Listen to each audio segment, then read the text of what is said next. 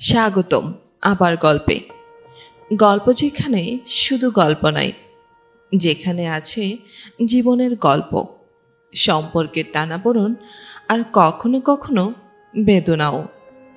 আর আজকে আমি আপনাদেরকে পাঠ করে শোনাব বিশ্বকবি রবীন্দ্রনাথ ঠাকুরের এক অনন্য সৃষ্টি, অতিথি। তাহলে চলুন আর দেরি না করে সময়কে একটু থামিয়ে, মনকে একটু ছুঁয়ে শুনে নেই অতিথি।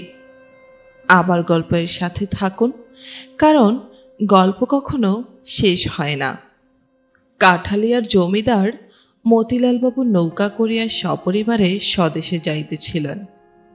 পথের মধ্যে মধ্যাহ্নে নদী তীরের এক গঞ্জের নিকট নৌকা বাঁধিয়া পাকের আয়োজন করিতেছেন। এমন সময় এক ব্রাহ্মণ বালক আসিয়া জিজ্ঞাসা করিল, বাবু, তোমরা কোথায় যাচ্ছ? প্রশ্নকর্তার বয়স 15-16 অধিক হইবে না। মতিবাবু উত্তর করিলেন, কাঠালে। ব্রাহ্মণ বালক কহিল, আমাকে পথের মধ্যে নন্দিগায় নামিয়ে দিতে পারো? বাবু সম্মতি প্রকাশ করিয়া জিজ্ঞাসা করিলেন, তোমার নাম কি? ব্রাহ্মণ বালক কহিল, আমার নাম তারাপদ। গৌরবর্ণ ছেলেটিকে বড় সুন্দর দেখিতে, বড় বড় চোখ এবং হাস্যময় ওষ্ঠাধরে একটি সুললিত সৌকুমার্য প্রকাশ পাইতেছে। পরিধানে একখানি মলিন ধুতি, অনাবৃত দেহখানি সর্বপ্রকার বাহুল্য বর্জিত। কোনো শিল্পী যেন বহু যত্নে নিখুঁত নিটুল করিয়া গড়িয়া দিয়াছেন, যেন সে পূর্বজন্মে তাপস বালক ছিল এবং নির্মল তপস্যার প্রভাবে তাহার শরীর হইতে শরীরাংশ বহুল পরিমাণে ক্ষয় হইয়া একটি সম্মানচিত ব্রাহ্মশ্রী পরিস্ফুট হইয়া উঠিয়াছে। মতিলালবাবু তাহাকে পরম স্নেহভরে কহিলেন, বাবা, তুমি স্নান করে এসো, এখানেই আহারাদি হবে। তারাপদ বলিল, রসুন, বলিয়া তৎক্ষণাৎ অসংকোচে রন্ধনের আয়োজনে যোগদান করিল। মতিলাল বাবুর চাকরটা ছিল হিন্দুস্থানি। মাস্কোটা প্রভৃতি কার্যে তাহার তেমন পটুতা ছিল না। তারাপদ তাহার কাজ নিজে লইয়া অল্পকালের মধ্যে সুসম্পন্ন করিল এবং দু একটা তরকারিও অভ্যস্ত নৈপুণ্য সহিত রন্ধন করিয়া দিল। পাককার্য শেষ হইলে তারাপদ নদীতে স্নান করিয়া বোচকা খুলিয়া একটি শুভ্র বস্ত্র পরিধান করিল। একটি ছোট কাঠের কাকই লইয়া মাথার বড় বড় চুল কপাল হইতে তুলিয়া গ্রীবার ওপর ফেলিল এবং মার্জিত পৈতার গোছা বক্ষে বিলম্বিত করিয়া নৌকায় মতিবাবুর নিকট গিয়া উপস্থিত হইল। মতিবাবু তাহাকে নৌকার ভেতরে লইয়া গেলেন। সেখানে মতিবাবুর স্ত্রী এবং তাহার নবমবর্ষীয়া এক কন্যা বসিয়েছিলেন। মতিবাবুর স্ত্রী অন্নপূর্ণা এই সুন্দর বালকটিকে দেখিয়া স্নেহে উচ্ছ্বসিত হইয়া উঠিলেন। মনে মনে কহিলেন, আহা, কাহার বাছা, কোথা হইতে আসিয়াছে! ইহার মা ইহাকে ছাড়িয়া কেমন করিয়া প্রাণ ধরিয়া আছে। যথাসময়ে মতিবাবু এবং এই ছেলেটির জন্য পাশাপাশি দুইখানে আসন পড়িল। ছেলেটি তেমন ভোজনপটু নহে। অন্নপূর্ণা তাহার স্বল্প আহার দেখিয়া মনে করিলেন সে লজ্জা করিতেছে। তাহাকে এটা ওটা খাইতে বিস্তর অনুরোধ করিলেন, কিন্তু যখন সে আহার হইতে নিরস্ত হইল তখন সে কোনো অনুরোধ মানিল না। দেখা গেল ছেলেটি সম্পূর্ণ নিজের ইচ্ছা অনুসারে কাজ করে, অথচ এমন সহজে করে যে তাহাতে কোনো প্রকার জেদ বা গো প্রকাশ পায় না। তাহার ব্যবহারে লজ্জার লক্ষণও লেশমাত্র দেখা গেল না। সকলের আহারাদির পরে অন্নপূর্ণা তাহাকে কাছে বসাইয়া প্রশ্ন করিয়া তাহার ইতিহাস জানিতে প্রবৃত্ত হইলেন। বিস্তারিত বিবরণ কিছুই সংগ্রহ হইল না। মোট কথা এইটুকু জানা গেল, ছেলেটি 7-8 বছর বয়সেই স্বেচ্ছাক্রমে ঘর ছাড়িয়া পালাইয়া আসিয়াছে। অন্নপূর্ণা প্রশ্ন করিলেন, তোমার মা নাই? তারাপদ কহিল, আছেন। অন্নপূর্ণা জিজ্ঞাসা করিলেন, তিনি তোমাকে ভালোবাসেন না? তারাপদ এই প্রশ্নে অত্যন্ত অদ্ভুত জ্ঞান করিয়া হাসিয়া উঠিল। কেন ভালোবাসবেন না? অন্নপূর্ণা প্রশ্ন করিলে, তবে তুমি তাকে ছেড়ে এলে যে? তারাপদ কহিল, তার আরও 4টি ছেলে এবং 3টি মেয়ে আছে। অন্নপূর্ণা বালকের এই অদ্ভুত উত্তরে ব্যথিত হইয়া কহিলেন, ওমা, সে কি কথা! 5টি আঙুল আছে বলে কি একটি আঙুল ত্যাগ করা যায়? তারাপদের বয়স অল্প, তাহার ইতিহাসও সেই পরিমাণে সংক্ষিপ্ত, কিন্তু ছেলেটি সম্পূর্ণ নতুনতর। সে তাহার পিতামাতার 4র্থ পুত্র। শৈশবেই পিতৃহীন হয়। বহু সন্তানের ঘরেও তারাপদ সকলের অত্যন্ত আদরের ছিল। মা, ভাই বোন এবং পাড়ার সকলেরই নিকট হইতে সে অজস্র স্নেহ লাভ করিত। এমনকি গুরুমশাইও তাহাকে মারিত না। মারিলেও বালকের আত্মীয়, পর সকলেই তাহাতে বেদনা বোধ করিত। এমন অবস্থায় তাহার গৃহত্যাগ করিবার কোনো কারণই ছিল না। যে উপেক্ষিত রোগা ছেলেটা সর্বদাই চুরি করা গাছের ফল এবং গৃহস্থ লোকদের নিকট তাহার 4 গুণ প্রতিফল খাইয়া বেড়ায়, সেও তাহার পরিচিত গ্রামবাসীর মধ্যে তাহার নির্যাতনকারিণী মার নিকট পড়িয়া রহিল। আর সমস্ত গ্রামের এই আদরের ছেলেটা একটা বিদেশি যাত্রার দলের সহিত মিলিয়া অকাতর চিত্তে গ্রাম ছাড়িয়া পলায়ন করিল। সকলে খোঁজ করিয়া তাহাকে গ্রামে ফিরাইয়া আনিল। তাহার মা তাহাকে বক্ষে চাপিয়া ধরিয়া অশ্রুজলে আর্দ্র করিয়া দিল। তাহার বোনরা কাঁদিতে লাগিল। তাহার বড় ভাই পুরুষ অভিভাবকের কঠিন কর্তব্য পালন উপলক্ষে তাহাকে মৃদুরকম শাসন করিবার চেষ্টা করিয়া অবশেষে অনুতপ্ত চিত্তে বিস্তর প্রশ্রয় এবং পুরস্কার দিল। পাড়ার মেয়েরা তাহাকে ঘরে ঘরে ডাকিয়া প্রচুরতর আদর ও বহুতর প্রলোভনে বাধ্য করিতে চেষ্টা করিল, কিন্তু বন্ধন, এমনকি স্নেহবন্ধনও তাহার সহিল না। তাহার জন্ম নক্ষত্র তাহাকে গৃহহীন করিয়া দিয়াছে। সে যখনই দেখিত নদী দিয়ে বিদেশি নৌকা গুণ টানিয়া চলিয়াছে, গ্রামের বৃহৎ অশ্বত্থ গাছের তলে কোনো দূরদেশ হইতে এক সন্ন্যাসী আসিয়া আশ্রয় লইয়াছে, অথবা বেদেরা নদীর তীরের পতিত মাঠের ছোট ছোট চাটাই বাঁধিয়া বাখারি ছুলিয়া চাঙারি নির্মাণ করিতে বসিয়াছে, তখন অজ্ঞাত বহিঃপৃথিবীর স্নেহহীন স্বাধীনতার জন্য তাহার চিত্ত অশান্ত হইয়া উঠিত। উপরে উপরে 2-3 বার পলায়নের পর তাহার আত্মীয়বর্গ এবং গ্রামের লোক তাহার আশা পরিত্যাগ করিল। প্রথমে সে একটা যাত্রার দলের সঙ্গ লইয়াছিল। অধিকারী যখন তাহাকে পুত্র নির্বিশেষে স্নেহ করিতে লাগিল এবং দলস্থ ছোট বড় সকলেরই যখন সে প্রিয় পাত্র হইয়া উঠিল, এমনকি যে বাড়িতে যাত্রা হইত সে বাড়ির অধ্যক্ষগণ, বিশেষত পুরো মহিলাবর্গ, যখন বিশেষ রূপে তাহাকে আহ্বান করিয়া সমাদর করিতে লাগিল, তখন একদিন সে কাহাকেও কিছু না বলিয়া কোথায় নিরুদ্দেশ হইয়া গেল। তাহার আর সন্ধান পাওয়া গেল না।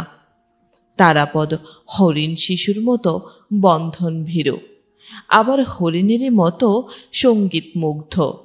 যাত্রার গানেই তাহাকে প্রথম ঘর হইতে বিবাগী করিয়া দেয়।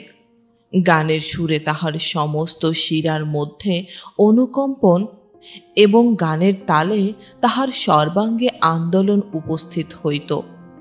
যখন সে নিতান্ত শিশু ছিল, তখন সঙ্গীত সভায় সে যেরূপ সংযত গম্ভীর বয়স্কভাবে আত্মবিস্তৃত হইয়া বসিয়া বসিয়া দুলিত, দেখিয়া প্রবীণ লোকের হাস্য সংবরণ করা দুঃসাধ্য হইত।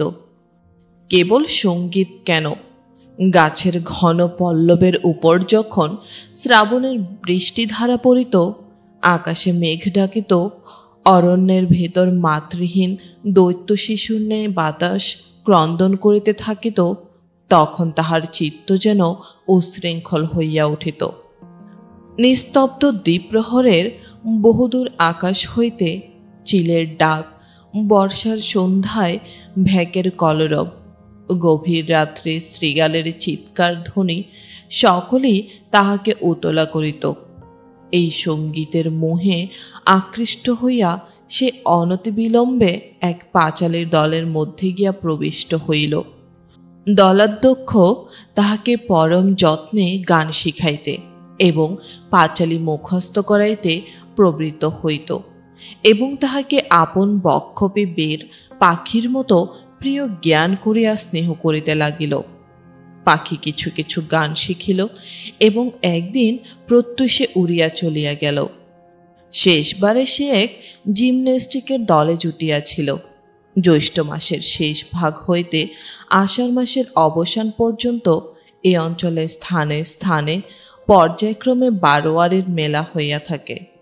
তদুপলক্ষে 2-3 দল যাত্রা, পাঁচালী, কবি, নর্তকী এবং নানাবিধ দোকানের নৌকা যোগে ছোট ছোট নদী উপনদী দিয়া এক মেলা অন্তে অন্য মেলায় ঘুরিয়া বেড়ায়।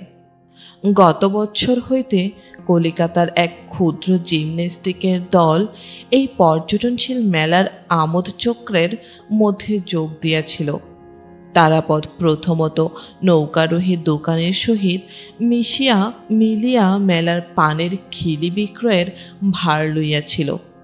পরে তাহার স্বাভাবিক কৌতূহলবশত এই জিমন্যাস্টিকের আশ্চর্য ব্যায়াম নৈপুণ্য আকৃষ্ট হইয়া এই দলে প্রবেশ করিয়াছিল।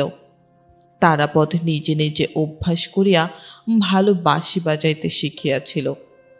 জিমন্যাস্টিকের সময় তাহাকে দ্রুত তলের লক্ষ্য টুংরির সুরের বাঁশি বাজাইতে হইত। এই তাহার একমাত্র কাজ ছিল। এই দল হইতেই তাহার শেষ পলায়ন। সে শুনিয়াছিল নন্দীগ্রামের জমিদার বাবুরা মহা সমারোহে এক শখের যাত্রা খুলিতেছেন। শুনিয়া সে তাহার ক্ষুদ্র বোঝকাঠি লইয়া নন্দীগ্রামে যাত্রার আয়োজন করিতেছিল। এমন সময় মতিবাবুর সহিত তাহার সাক্ষাৎ হয়।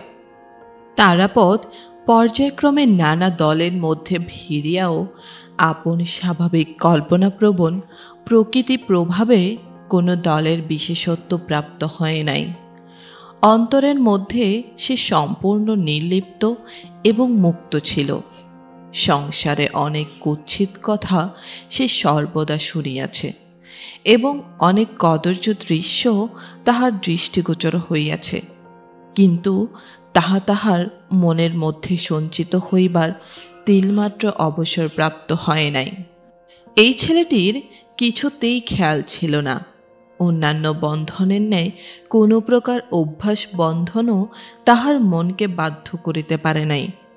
সে এই সংসারে পঙ্কিল জলের উপর দিয়া শুভ্র পক্ষ রাজহংসের মতো সাঁতার দিয়া বেড়াইত। কৌতূহলবশত যতবারই ডুব দিত তাহার পাখা সিক্ত বা মলিন হইতে পারিত না। এজন্যই এই গৃহত্যাগী ছেলেটির মুখে একটি শুভ্র স্বাভাবিক তারুণ্য অম্লানভাবে প্রকাশ পাইত। তাহার সেই মুখশ্রী দেখিয়া প্রবীণ বিষয়ে মতিলাল বাবু তাহাকে বিনা প্রশ্নে বিনা সন্দেহে পরম আদরে আহ্বান করিয়া লইয়াছিলেন। আহারান্তে নৌকা ছাড়িয়া দিল। অন্নপূর্ণা পরম স্নেহে এই ব্রাহ্মণ বালককে তাহার ঘরের কথা, তাহার আত্মীয় পরিজনের সংবাদ জিজ্ঞাসা করিতে লাগিলেন।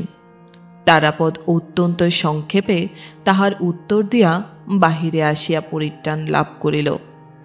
বাহিরে বর্ষার নদী পরিপূর্ণতার শেষ রেখা পর্যন্ত ভরিয়া উঠিয়া আপন আত্মহারা উদ্দাম চাঞ্চল্যে প্রকৃতি মাতাকে যেন উদ্বিগ্ন করিয়া তুলিয়াছিল। মেঘ নির্মুক্ত রৌদ্রে নদীতীরের অর্ধনিমগ্ন কাষ্টৃণশ্রেণী এবং তাহার ঊর্ধ্বে সরস সঘন ইক্ষুক্ষেত্র এবং তাহার পরপ্রান্তে দূরদিগন্ত চুম্বিত নীলা নবর্ণ বনরেখা সমস্তই যেন কোনো এক রূপকথার সোনার কাঠের স্পর্শে সদ্য জাগরত নবীন সৌন্দর্যের মতো নির্বাক নীলাকাশের মুগ্ধ দৃষ্টির সম্মুখে পরিস্ফুট হইয়া উঠিয়াছিল। সমস্তই যেন সজীব, স্পন্দিত, প্রগলভ আলোকে উদ্ভাসিত, নবীনতায় সুচিক্ষণ প্রাচুর্যে পরিপূর্ণ। তারাপদ নৌকার ছাদের উপরে পালের ছায়ায় গিয়ে আশ্রয় লইল। পর্যায়ক্রমে ঢালু সবুজ মাঠ, প্লাবিত পাটের ক্ষেত, গাঢ় শ্যামল আমন ধান্যের আন্দোলন, ঘাট হইতে গ্রামবিমুখী সংকীর্ণ পথ, ঘন বন বেষ্টিত ছায়াময় গ্রাম তাহার চোখের উপর আসিয়া পড়িতে লাগিল। এই জল, স্থল, আকাশ, এই চারিদিকে সজলতা, সজীবতা, মুখরতা, এই ঊর্ধ্ব আদদেশের ব্যাপ্তি এবং বৈচিত্র্য এবং নির্লিপ্ত সুদূরতা, এই সুবৃহৎ চিরস্থায়ী নির্নিমেষ বাক্যবিহীন বিশ্বজগৎ তরুণ বালকের পরমাত্মীয় ছিল। অথচ সে এই চঞ্চল মানবকটিকে এক মুহূর্তের জন্য স্নেহবাহু দ্বারা ধরিয়া রাখিতে চেষ্টা করিত না। নদী তীরে বাছুর লেজ তুলিয়া ছুটিতেছে, গ্রাম্য টাটো ঘোড়া সম্মুখের দই দড়ি বাঁধা পা লইয়া লাফ দিয়া দিয়া ঘাস খাইয়া বেড়াইতেছে। মাছরাঙা জেলেদের জাল বাঁধিবার বংশদ্বন্দ্বের ওপর হইতে ঝাঁপ করিয়া সবেগে জলের মধ্যে ঝাঁপাইয়া মাছ ধরিতেছে।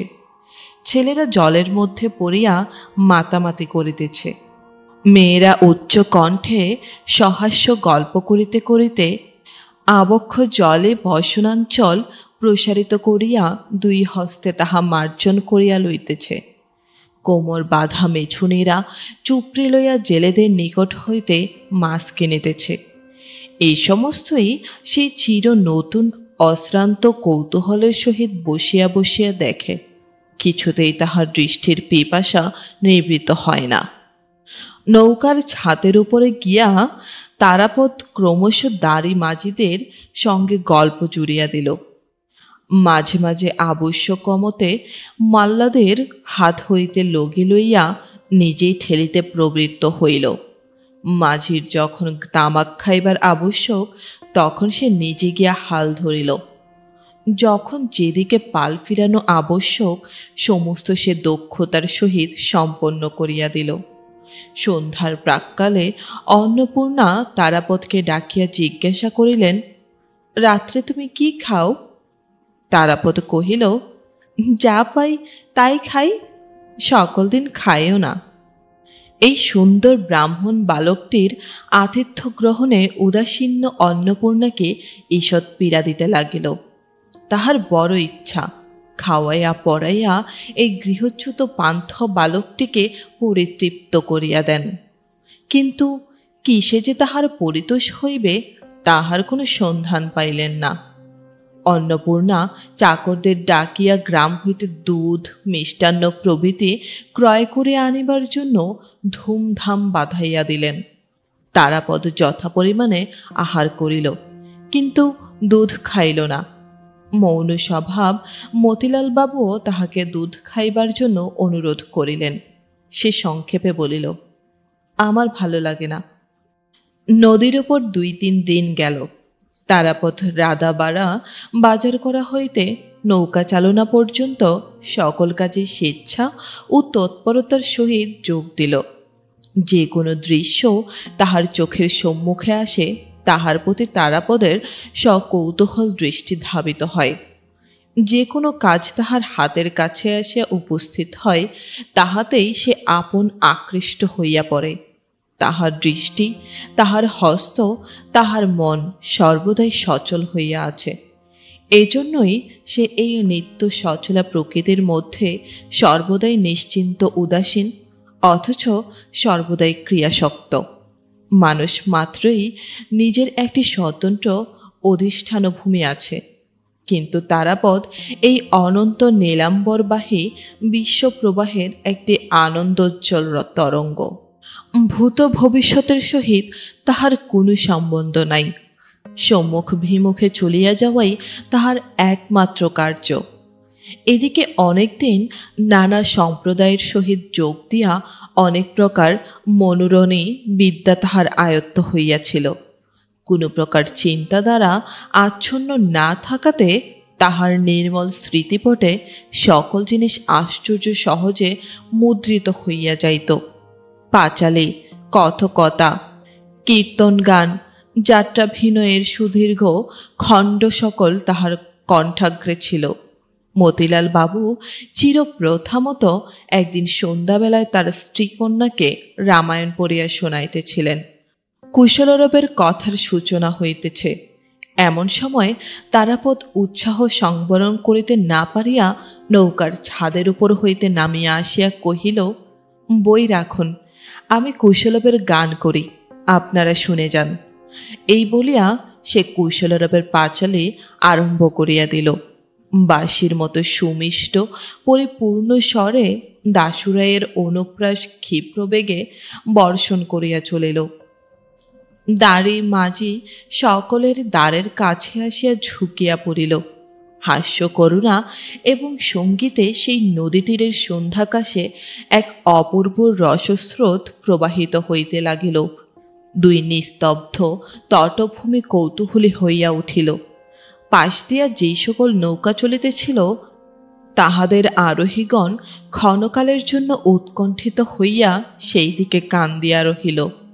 যখন শেষ হইয়া গেল, সকলেই ব্যথিত চিত্তে দীর্ঘ নিঃশ্বাস ফেলিয়া ভাবিল, ইহারই মধ্যে শেষ হইল কেন?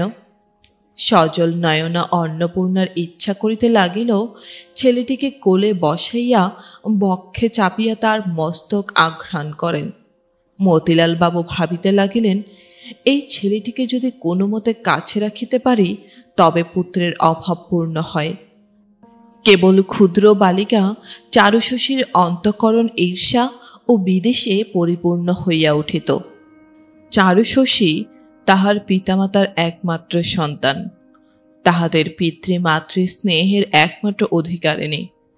তাহার খেয়াল এবং জেদের অন্ত ছিল না।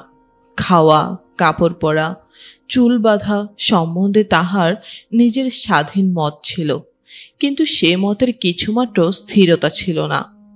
যেদিন কোথাও নিমন্ত্রণ থাকিত সেদিন তাহার মায়ের ভয় হইত, পাছে মেয়েটি সাজসজ্জার সম্বন্ধে একটি অসম্ভব জেদ ধরিয়া বসে। যদি দৈবাৎ একবার চুল বাঁধাটা তাহার মনের মতো না হইল, তবে সেদিন যত পারে চুল খুলিয়া যত রকম করিয়া বাঁধিয়া দেওয়া যাক, কিছুতেই তাহার মন পাওয়া যাইবে না। অবশেষে মহা কান্নাকাটির পালা পড়িয়া যাইবে। সকল বিষয়ই এইরূপ। আবার এক এক সময় চিত্ত যখন প্রসন্ন থাকে তখন কিছুতেই তার কোনো আপত্তি থাকে না। তখন সে অতিমাত্রায় ভালোবাসা প্রকাশ করিয়া তাহার মাকে জড়াইয়া ধরিয়া চুম্বন করিয়া হাসিয়া বকিয়া একেবারে অস্থির করিয়া তোলে। এই ক্ষুদ্র মেয়েটি একটি দুর্বেদ্য প্রহেলিকা। এই বালিকা তাহার দুর্বাধ্য হৃদয়ের সমস্ত বেগ প্রয়োগ করিয়া মনে মনে তারাপদকে সুতীব্র বিদেশে তাড়না করিতে লাগিল। পিতামাতাকেও সর্বতোভাবে উত্তেজিত করিয়া তুলিল। আহারের সময় রোদনোন্মুখে হইয়া ভোজনের পাত্র ঠেলিয়া ফেলিয়া দেয়। রন্ধন তাহার রুচিকর বোধ হয় না। দাসীকে মারে, সকল বিষয়েই অকারণ অভিযোগ করিতে থাকে। তারাপদের বিদ্যাগুলি যতই তাহার এবং অন্য সকলের মনোরণ করিতে লাগিল, ততই যেন তাহার রাগ বাড়িয়া উঠিল। তারাপদের যে কোনো গুণ আছে ইহা স্বীকার করিতে তাহার মন বিমুখ হইল। অথচ তাহার প্রমাণ যখন প্রবল হইতে লাগিল, তাহার অসন্তোষের মাত্রাও উচ্চে উঠিল। তারাপদ যেদিন কুশলবের গান করিল সেদিন অন্নপূর্ণা মনে করিলেন, সঙ্গীতে বনের পশুবশ হয়। আজ বোধ হয় আমার মেয়ের মন গলিয়াছে। তাহাকে জিজ্ঞাসা করিলেন, চারু, কেমন লাগলো? সে কোনো উত্তর না দিয়া অত্যন্ত প্রবল বেগে মাথা নাড়িয়া দিল। এই ভঙ্গিটিকে ভাষায় তর্জমা করিলে এরূপ দাঁড়ায়, কিছুমাত্র ভালো লাগে নাই, এবং কোনো কালে ভালো লাগিবে না। চারুর মনে ঈর্ষার উদয় হইয়াছে বুঝিয়া তাহার মাতা চারুর সম্মুখে তারাপদের প্রতি স্নেহ প্রকাশ করিতে বিরত হইলেন। সন্ধ্যার পরে যখন সকাল সকাল খাইয়া চারু শয়ন করিত, তখন অন্নপূর্ণা নৌকাকক্ষের দ্বারের নিকট আসিয়া বসিতেন এবং মতিবাবু ও তারাপদ বাহিরে বসিত এবং অন্নপূর্ণার অনুরোধে তারাপদ গান আরম্ভ করিত। তাহার গানে যখন নদী তীরের বিশ্রামনিরতা গ্রামশ্রী সন্ধ্যার বিপুল অন্ধকারে মুগ্ধ নিস্তব্ধ হইয়া রহিল এবং অন্নপূর্ণার কোমল হৃদয়খানে স্নেহে ও সৌন্দর্য রসে উচ্ছ্বসিত হইতে থাকিত, তখন হঠাৎ চারু দ্রুত পদে বিছানা হইতে উঠিয়া আসিয়া সরস সরোদনে বলিত, মা, তোমার কি গোল করেছ? আমার ঘুম হচ্ছে না। পিতামাতা তাহাকে একলা ঘুমাইতে পাঠিয়া তারাপদকে ঘিরিয়া সঙ্গীত উপভোগ করিতেছেন, ইহা তাহার একান্ত অসহ্য হইয়া উঠিল। এই দীপ্ত কৃষ্ণনয়না বালিকার স্বাভাবিক সুতীব্রতা তারাপদর নিকট অত্যন্ত কৌতুকজনক বোধ হইল। সে ইহাকে গল্প শুনাইয়া, গান গাহিয়া, বাঁশি বাজাইয়া বশ করিতে অনেক চেষ্টা করিল, কিন্তু কিছুতেই কৃতকার্য হইল না। কেবল তারাপদ মধ্যাহ্নে যখন নদীতে স্নান করিতে নামিত, পরিপূর্ণ জলরাশির মধ্যে গৌরবর্ণ সকল তনুদেহখানি নানা সন্তরণ ভঙ্গিতে অবলীলাক্রমে সঞ্চালন করিয়া তরুণ জলদেবতার মতো শোভা পাইত, তখন বালিকার কৌতূহল আকৃষ্ট না হইয়া থাকিত না। সেই সময়টির জন্য প্রতীক্ষা করিয়া থাকিত, কিন্তু আন্তরিক আগ্রহ কাহাকেও জানিতে দিত না এবং এই অশিক্ষাপটু অভিনেত্রী পশমের গলাবদ্ধ বোনা এক মনে অভ্যাস করিতে করিতে মাঝে মাঝে যেন অত্যন্ত উপেক্ষা ভরে কটাক্ষ তারাপদের সন্তরণ লীলা দেখিয়া লইত। নদীগ্রাম কখন ছাড়াইয়া গেল তারাপদ তাহার খোঁজ লইল না। অত্যন্ত মৃদু মন্দ গতিতে বৃহৎ নদীখানা কখনো পাল তুলিয়া, কখনো গুণ টানিয়া নানা নদীর শাখা প্রশাখার ভিতর দিয়া চলিতে লাগিল। নৌকারোহীদের দিনগুলিও এই সকল নদী উপনদীর মতো শান্তিময় সৌন্দর্যময় বৈচিত্র্যের মধ্য দিয়া সহজ সৌম্য গমনে মৃদু মিষ্ট কলস্বরে প্রবাহিত হইতে লাগিল। কাহারও কোনরূপ তাড়া ছিল না। মধ্যাহ্নে স্নানাহারে অনেকক্ষণ বিলম্ব হইত। এদিকে সন্ধ্যা হইতে না হইতেই একটা বড় দেখিয়া গ্রামের ধারে ঘাটের কাছে ঝিল্লিমণ্ডিত খাদ্যত খচিত বনের পার্শ্বে নৌকা বাঁধিত। এমনই করিয়া দিন দশেকে নৌকা কাঠালিয়ায় পৌঁছিল। জমিদারের আগমনে বাড়ি হইতে পালকি এবং টাটু ঘোড়ার সমাগম হইল এবং বাঁশের লাঠি হস্তে পাইক বড়কন্দজের দল ঘন ঘন বন্দুকের ফাঁকা আওয়াজে গ্রামের উৎকণ্ঠিত কাক সমাজকে যৎপরনাস্তি মুখর করিয়া তুলিল। এই সমস্ত সমারোহে কালবিলম্ব হইতেছে। ইতিমধ্যে তারাপদ নৌকা হইতে দ্রুত নামিয়া একবার সমস্ত গ্রাম পর্যটন করিয়া লইল। কাহাকেও দাদা, কাহাকেও খুড়া, কাহাকেও দিদি, কাহাকেও মাসি বলিয়া ২-৩ ঘণ্টার মধ্যে সমস্ত গ্রামের সহিত সৌহার্দ্য বন্ধন স্থাপিত করিয়া লইল। কোথাও তাহার প্রকৃত কোনো বন্ধন ছিল না বলিয়াই এই বালক আশ্চর্য সত্তর ও সহজেই সকলেরই সহিত পরিচয় করিয়া লইতে পারিত। তারাপদ দেখিতে দেখিতে অল্পদিনের মধ্যেই গ্রামের সমস্ত হৃদয় অধিকার করিয়া লইল। এত সহজে হৃদয় হরণ করিবার কারণ এই তারাপদ সকলের সঙ্গেই তাহাদের নিজের মতো হইয়া স্বভাবতই যোগ দিতে পারিত। সেই কোনো প্রকার বিশেষ সংস্কারের দ্বারা বদ্ধ ছিল না, অথচ সকল অবস্থা, সকল কাজের প্রতি তাহার এক প্রকার সহজ প্রবণতা ছিল। বালকের কাছে সেই সম্পূর্ণ স্বাভাবিক ঝলক, অথচ তাহাদের হইতে শ্রেষ্ঠ ও স্বতন্ত্র বৃদ্ধের কাছে সে বালক নহে, অথচ জেঠাও নহে। রাখালের সঙ্গে সে রাখাল, অথচ ব্রাহ্মণ। সকলের সকল কাজেই সে চিরকালের সহযোগীর ন্যায় অভ্যস্তভাবে হস্তক্ষেপ করে। ময়রার দোকানে গল্প করিতে করিতে ময়রা বলে, দাদা ঠাকুর, একটু বসো তো ভাই, আমি আসছি। তারাপদ আমলান বদনে দোকানে বসিয়া একখানা শালপাতা লইয়া সন্দেশের মাছি তাড়াতে প্রবৃত্ত হয়। ভিয়ান করিতেও সে মজবুত। তাঁতের রহস্য তাহার কিছু কিছু জানা আছে। কুমারের চক্র চালনও তাহার সম্পূর্ণ অজ্ঞাত নহে। তারাপদ সমস্ত গ্রামটি আয়ত্ত করিয়া লইল। কেবল গ্রামবাসিনী একটি বালিকার ঈর্ষা সে এখনো জয় করিতে পারিল না। এই বালিকাটি তারাপদর সুদূরে নির্বাসন তীব্রভাবে কামনা করিতেছে জানিয়াই বোধ করি তারাপদ এই গ্রামে এতদিন আবদ্ধ হইয়া রহিল। কিন্তু বালিকাবস্থাতেও নারীদের অন্তর রহস্য ভেদ করা সুকঠিন। চারুশশী তাহার প্রমাণ দিল। বামন ঠাকুরনের মেয়ে সোনামণি 5 বছর বয়সে বিধবা হয়। সেই চারুর সমবয়সী সখী। তাহার শরীর অসুস্থ থাকাতে গৃহপ্রত্যাগত সখীর সহিত সে কিছুদিন সাক্ষাৎ করিতে পারে নাই। সুস্থ হইয়া যেদিন দেখা করিতে আসিল, সেদিন প্রায় বিনা কারণেই দুই সখীর মধ্যে একটু মনোবিচ্ছেদ ঘটিবার উপক্রম হইল। চারু অত্যন্ত ফাদিয়া গল্প আরম্ভ করিয়াছিল।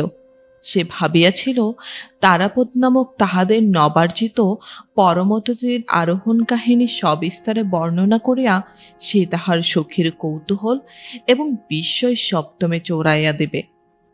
কিন্তু যখন সে শুনিল তারাপদ সোনামণির নিকট কিছুমাত্র অপরিচিত নহে, বামন ঠাকুরনকে সে মাসি বলে এবং সোনামণি তাহাকে দাদা বলিয়া ডাকে, যখন শুনিল তারাপদে কেবল যে বাঁশি কীর্তনের সুর বাজাইয়া মাতা ও কন্যার মনোরণ করিয়াছে তাহা নহে, সোনামণির অনুরোধে তাহাকে স্বহস্তে একটি বাঁশের বাঁশি বানাইয়া দিয়াছে।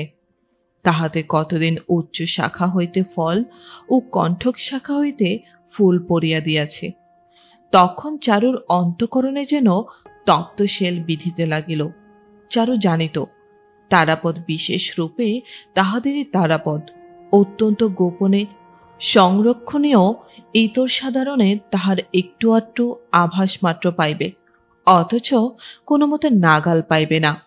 দূর হইতে তাহার রূপে গুণে মুগ্ধ হইবে এবং চারুশশীদের ধন্যবাদ দিতে থাকিবে। এই আশ্চর্য দুর্লভ দৈবলব্ধ ব্রাহ্মণ বালকটি সোনামণির কাছে কেন সহজগম্য হইল? আমরা যদি এত যত্ন করিয়া না আনিতাম, এত যত্ন করিয়া না রাখিতাম, তাহা হইলে সোনামণিরা তাহার দর্শন পাইত কোথা হইতে? সোনামণির দাদা শুনিয়া সর্বশরীর জ্বলিয়া যায়।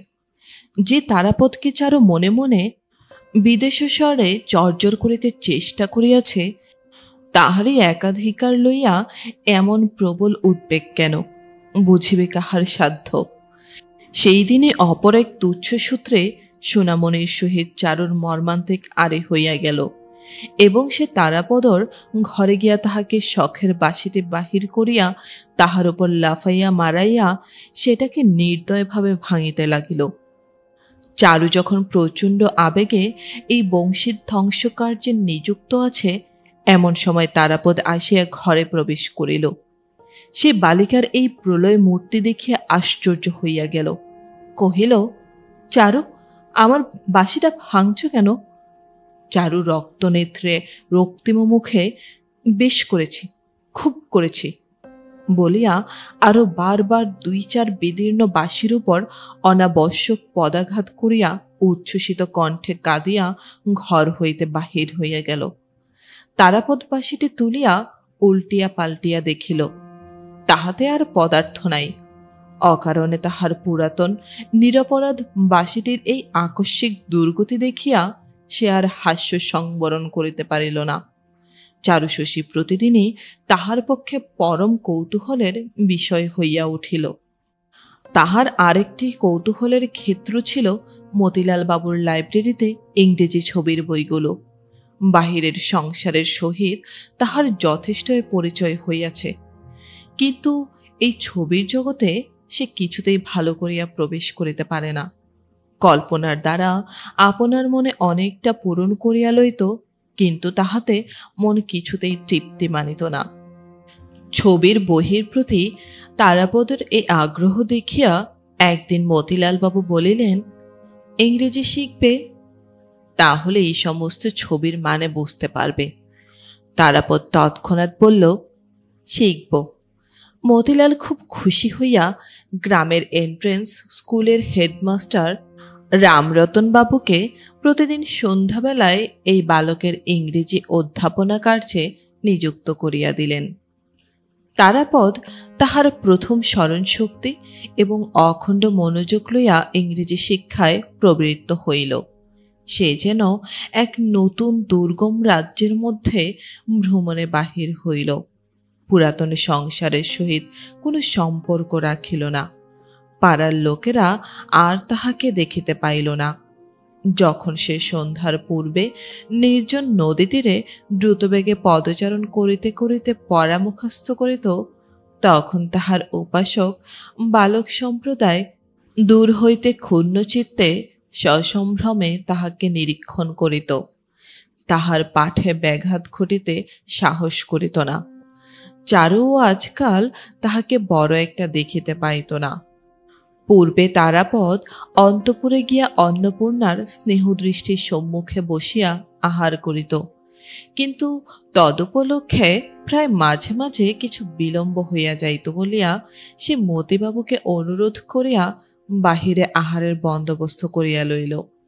ইহাতে অন্নপূর্ণা ব্যথিত হইয়া আপত্তি প্রকাশ করিয়াছিলেন, কিন্তু মতিবাবু বালকের অধ্যয়নের উৎসাহে অত্যন্ত সন্তুষ্ট হইয়া এই নতুন ব্যবস্থার অনুমোদন করিলেন। এমন সময় চারুও হঠাৎ জিদ ধরিয়া বসিল, আমিও ইংরেজি শিখিব। তাহার পিতামাতা তাহাদের খামখেয়ালি কন্যার এই প্রস্তাবটিকে প্রথমে পরিহাসের বিষয় জ্ঞান করিয়া স্নেহ মিশ্রিত হাস্য করিলেন, কিন্তু কন্যাটি এই প্রস্তাবের পরিহাস্য অংশটুকুকে প্রচুর অশ্রু জলধারায় অতি শীঘ্রই নিঃশেষে ধৌত করিয়া ফেলিয়াছিল। অবশেষে এই স্নেহ দুর্বল নিরুপায় অভিভাবকদ্বয় বালিকার প্রস্তাব গভীরভাবে গ্রাহ্য করিলেন। চারু মাস্টারের নিকট তরাপদের সহিত একত্র অধ্যয়নে নিযুক্ত হইল, কিন্তু পড়াশোনা করা এই অস্থির চিত্ত বালিকার স্বভাব সঙ্গত ছিল না। সে নিজে কিছু শিখিল না, কেবল তরাপদর অধ্যয়নে ব্যাঘাত করিতে লাগিল। সে পিছাইয়া পড়ে, পড়া মুখস্থ করে না, কিন্তু তবুও কিছুতেই তরাপদের পশ্চদর্তী হইয়া থাকিতে চাহে না। তারাপদ তাহাকে অতিক্রম করিয়া নতুন পড়া লইতে গেলে সে মহা রাগারাগি করিত, এমনকি কান্নাকাটি করিতে ছাড়িত না। তারাপদ পুরাতন বই শেষ করিয়া নতুন বই কিনিলে তাহাকেও সেই নতুন বই কিনিয়া দিতে হইত। তারাপদ অবসরের সময় নিজের ঘরে বসিয়া লিখিত এবং পড়া মুখস্থ করিত। ইহা সেই ঈর্ষাপরায়ণা কন্যাটির সহ্য হইত না। সে গোপনে তাহার লেখা খাতায় কালি ঢালিয়া আসিত, কলম চুরি করিয়া রাখিত, এমনকি যেখানে অভ্যাস করিবার সেই অংশটি ছিঁড়িয়া আসিত। তারাপদ এই বালিকার অনেক দৌরাত্ম্য সকৌতুকে সহ্য করিত, অসহ্য হইলে মারিত, কিন্তু কিছুতেই শাসন করিতে পারিত না। দৈবাৎ একটা উপায় বাহির হইল। একদিন বড় বিরক্ত হইয়া নিরুপায় তারাপদ তাহার মসিবিলক্ত লেখা খাতা ছিন্ন করিয়া ফেলিয়া গভীর বিষণ্ণ মুখে বসিয়াছিল। চারু দ্বারের কাছে আসিয়া মনে করিল আজ মার খাইবে, কিন্তু তাহার প্রত্যাশা পূর্ণ হইল না। তারাপদ একটি কথা মাত্র না কহিয়া চুপ করিয়া বসিয়া রহিল। বালিকা ঘরের ভিতরে বাহিরে ঘুঘু করিয়া বেড়াইতে লাগল। বারংবার এত কাছে ধরা দিল যে তারাপদ এই ইচ্ছা করিলে অনায়াসেই তাহার পৃষ্ঠে এক চাপেটাঘাত বসাইয়া দিতে পারিত, কিন্তু সে তাহা না দিয়া গম্ভীর হইয়া রহিল। বালিকা মহা মুশকিলে পড়িল। কেমন করিয়া ক্ষমা প্রার্থনা করিতে হয় সে বিদ্যা তাহার কোনো কালেই অভ্যাস ছিল না, অথচ অনুতপ্ত ক্ষুদ্র হৃদয়টি তাহার সহপাঠীর ক্ষমা লাভের জন্য একান্ত কাতর হইয়া উঠিল। অবশেষে কোনো উপায় না দেখিয়া ছিন্ন খাতার এক টুকরা লইয়া তারাপদের নিকট বসিয়া খুব বড় বড় করিয়া লিখিল, আমি আর কখনো খাতায় কালি মাখাব না। লেখা শেষ করিয়া সেই লেখার প্রতি তারাপদের মনোযোগ আকর্ষণের জন্য অনেক প্রকার চাঞ্চল্য প্রকাশ করিতে লাগিল। দেখিয়া তারাপদ হাস্য সংবরণ করিতে পারিল না, হাসিয়া উঠিল। তখন বালিকা লজ্জায় ক্রোধে ক্ষিপ্ত হইয়া উঠিয়া ঘর হইতে দ্রুত বেগে ছুটিয়া বাহির হইয়া গেল। যে কাগজের টুকরায় সে স্বহস্তে দীনতা প্রকাশ করিল, সেটা অনন্তকাল এবং অনন্ত জগৎ হইতে সম্পূর্ণ লোপ করিতে পারিলে তবে তাহার হৃদয়ের নিদারুণ ক্ষোভ মিটিতে পারিত। এদিকে সংকুচিত চিত্ত সোনামণি দু একদিন অধ্যয়নশালার বাহিরে উকি ঝুঁকি মারিয়া ফিরিয়া চলিয়া গিয়াছে। সখী চারুশশীর সহিত তাহার সকল বিষয়ে হৃদ্যতা ছিল, কিন্তু তারাপদর সম্বন্ধে চারুকে সে অত্যন্ত ভয় এবং সন্দেহের সহিত দেখিত। চারু যে সময়ে অন্তপুরে থাকিত, সেই সময়তে বাছিয়ে সোনামণি সসংকোচে তারাপদর দ্বারের কাছে আসিয়া দাঁড়াইত। তারাপদ বই হইতে মুখ তুলিয়া সস্নেহে বলিত, কি সোনা, খবর কি? মাসি কেমন আছে? সোনামণি কহিত, অনেকদিন যাওনি, মা তোমাকে একবার যেতে বলেছে। মার কোমরে ব্যথা বলে দেখতে আসতে পারে না। এমন সময় হয়তো হঠাৎ চারু আসিয়া উপস্থিত। সোনামণি শশব্যস্ত, সেই যেন গোপনে তাহার সাথীর সম্পত্তি চুরি করিতে আসিয়াছিল। চারু কণ্ঠস্বর সপ্তমে চড়িয়া চোখ মুখ ঘুরাইয়া বলিত, সোনা, তুই পড়ার সময় গোল করতে এসেছিস? আমি এখনই বাবাকে গিয়ে বলে দেব। যেন তিনি নিজে তারাপদর একটি প্রবীণা অভিভাবিকা। তাহার পড়াশোনায় লেশমাত্র ব্যাঘাত না ঘটে রাত্রিদিন ইহার প্রতি তাহার একমাত্র দৃষ্টি।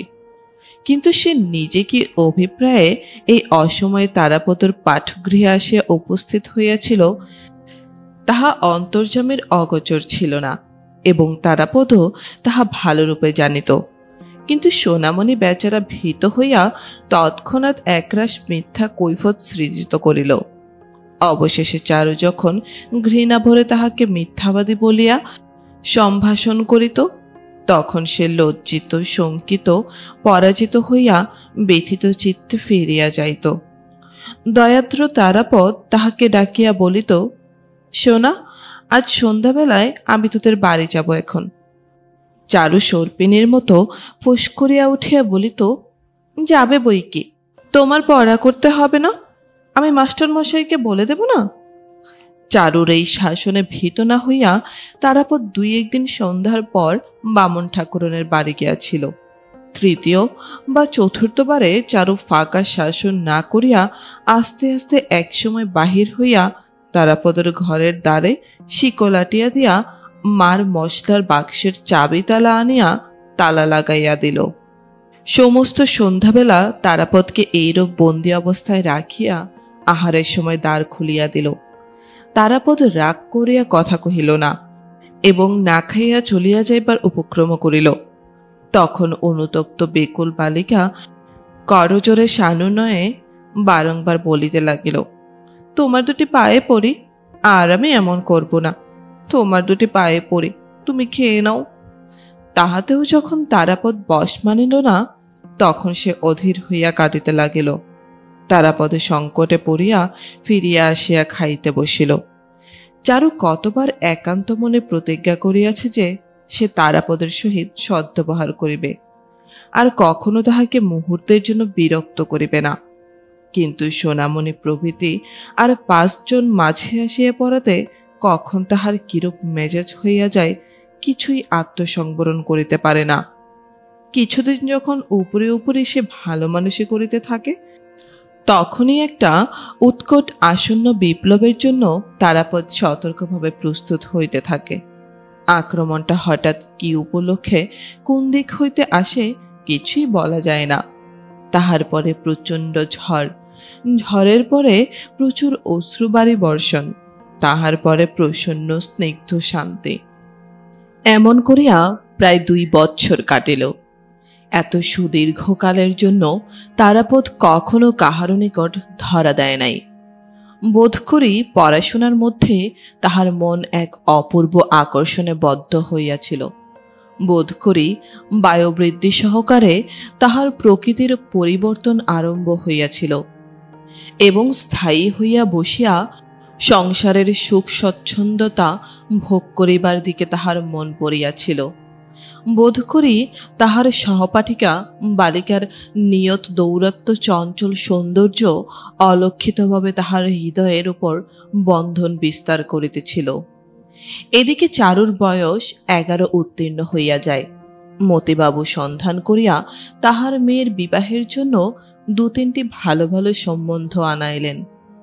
কন্যার বিবাহ বয়স উপস্থিত হইয়াছে জানিয়া মতিবাবু তাহার ইংরেজি পড়া এবং বাহিরে যাওয়া নিষেধ করিয়া দিলেন।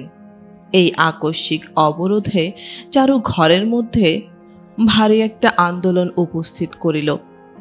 তখন একদিন অন্নপূর্ণা মতিবাবুকে ডাকিয়া কহিলেন, পাত্রের জন্য তুমি অত খোঁজ করে বেড়াচ্ছ কেন? তারাপদ ছেলেটি তো বেশ, আর তোমার মেয়েও ওকে পছন্দ হয়েছে। শুনিয়া মতিবাবু অত্যন্ত বিস্ময় প্রকাশ করিলেন। কহিলেন, সেও কি কখনো হয়? তারাপদ কুলশীল, কিছুই জানা নেই। আমার একটিমাত্র মেয়ে, আমি ভালো ঘরে দিতে চাই। একদিন রায়ডাঙ্গার বাবুদের বাড়ি হইতে মেয়ে দেখিতে আসিল। চারুকে বেশভূষা পরাইয়া বাহির করিবার চেষ্টা করা হইল। সে শোবার ঘরের দ্বার রুদ্ধ করিয়া বসিয়া রহিল, কিছুতেই বাহির হইল না। মতিবাবু ঘরের বাহির হইতে অনেক অনুনয় করিলেন, ভৎসনা করিলেন, কিছুতেই ফল হইল না। অবশেষে বাহিরে আসিয়া রায়ডাঙ্গার দূতবর্গের নিকট মিথ্যা করিয়া বলিতে হইল, কন্যার হঠাৎ অসুখ হইয়াছে, আজ আর দেখানো হইবে না। তাহারা ভাবিল মেয়ে বুঝি কোনো একটা দোষ আছে, তাই এইরূপ চাতুরী অবলম্বন করা হইল। তখন মতিবাবু ভাবিতে লাগিলেন, তারাপদ ছেলেটি দেখিতে শুনিতে সকল হিসেবেই ভালো, উহাকে আমি ঘরেই রাখিতে পারিব। তাহা হইলে আমার একমাত্র মেয়েটিকে পরের বাড়ি পাঠাইতে হইবে না। ইহাও চিন্তা করিয়া দেখিলেন, তাহার অশান্ত অবাধ্য মেয়েটির দুরন্তপনা তাহাদের স্নেহের চক্ষে যতই মার্জনীয় বোধ হোক, শ্বশুর বাড়িতে কেহ সহ্য করিবে না। তখন স্ত্রী পুরুষে অনেক আলোচনা করিয়া তারাপদ দেশে তাহার সমস্ত কৌলিক সংবাদ সন্ধান করিবার জন্য লোক পাঠাইলেন। খবর আসিল যে বংশ ভালো, কিন্তু দরিদ্র। তখন মতিবাবু ছেলের মা এবং ভাইয়ের নিকট বিবাহের প্রস্তাব পাঠাইলেন। তাহারা আনন্দে উচ্ছ্বসিত হইয়া সম্মতি দিতে মুহূর্তমাত্র বিলম্ব করিলেন না। কাঠালিয়ার মতিবাবু এবং অন্নপূর্ণা বিবাহের দিনক্ষণ আলোচনা করিতে লাগিলেন, কিন্তু স্বাভাবিক গোপনীয়তা প্রিয় সাবধানী মতিবাবু কথাটা গোপন রাখিলেন। চারুকে ধরিয়া রাখা গেল না। সে মাঝে মাঝে বর্গীর হাঙ্গামার মতো তারাপদের পাঠ গৃহে গিয়া পড়িত। কখনো রাগ, কখনো অনুরাগ, কখনো বিরাগের দ্বারা তাহার পাঠচর্চার নিভৃত শান্তি আকস্মাৎ তরঙ্গিত করিয়া তুলিত। তাহাতে আজকাল এই নির্লিপ্ত মুক্ত স্বভাব ব্রাহ্মণ বালিকার চিত্রে মাঝে মাঝে ক্ষণকালের জন্য বিদ্যুৎ স্পন্দনের ন্যায় এক অপূর্ব চাঞ্চল্য সঞ্চার হইত। যে ব্যক্তি লঘুভার চিত্ত চিরকাল অক্ষুণ্ণ অব্যাহতভাবে কালস্রোতের তরঙ্গচূড়ায় ভাসমান হইয়া সম্মুখে প্রবাহিত হইয়া যাইত, সে আজকাল একবার অন্যমনস্ক হইয়া বিচিত্র দিবা স্বপ্নজালের মধ্যে জড়ীভূত হইয়া পড়ে। একদিন পড়াশোনা ছাড়িয়া দিয়া সে মতিবাবুর লাইব্রেরির মধ্যে প্রবেশ করিয়া ছবির বইয়ের পাতা উল্টাইতে থাকিত। সেই ছবিগুলোর মিশ্রণে যে কল্পনা লোক সৃজিত হইত, তাহা পূর্বেকার হইতে অনেক স্বতন্ত্র এবং অধিকতর রঙিন। চারুর অদ্ভুত আচরণ লক্ষ্য করিয়া সে আর পূর্বের মতো স্বভাবত পরিহাস করিতে পারিত না। দুষ্টামি করিলে তাহাকে মারিবার কথা মনেও উদয় হইত না। নিজের এক গুরু পরিবর্তন। এই আবদ্ধ আসক্ত ভাব তাহার নিজের কাছে এক নতুন স্বপ্নের মতো মনে হইতে লাগিল। শ্রাবণ মাসে বিবাহের শুভদিন স্থির করিয়া মতিবাবু তারাপদের মা ও ভাইদের আনিতে পাঠাইলেন। তারাপদকে তাহা জানিতে দিলেন না।